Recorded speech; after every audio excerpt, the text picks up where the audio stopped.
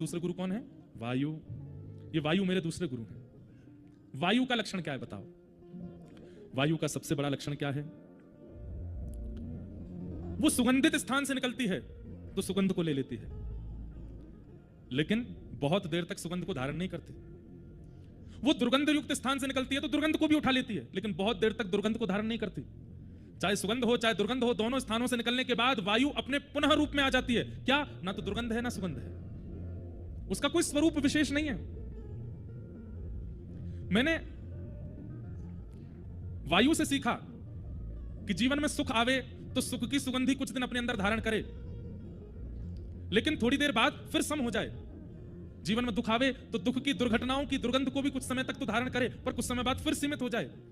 कई लोग सुख की स्थिति में आते हैं और फिर उस सुख की सुगंध को सदा बरकरार रखना चाहते हैं, वो नहीं हो सकता।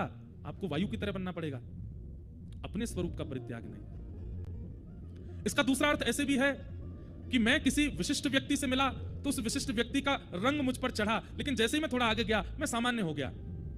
मैंने उसके प्रभाव को अपने ऊपर ज्यादा हावी नहीं होने दिया। मैं किसी दुर्जन व्यक्ति से मिला तो उसका प्रभाव, उसने खूब प्रयास किया कि वो मेरे ऊपर अपना असर डाले, परंतु थोड़ी देर बाद मैंने उसका असर भी अपने ऊपर नहीं होने दिया, मैं अपनी समरसता में रहा।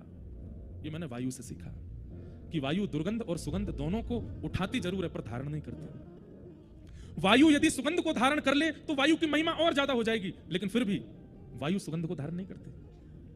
कुछ समय व्यवस्थित करने के बाद उसका त्याग कर देती है। इसका मतलब क्या है? वायु की किसी में आसक्ति नहीं है। यह निरासक्ति का गुण मैंने वायु से सीखा, वो किसी में आसक्त नहीं होती।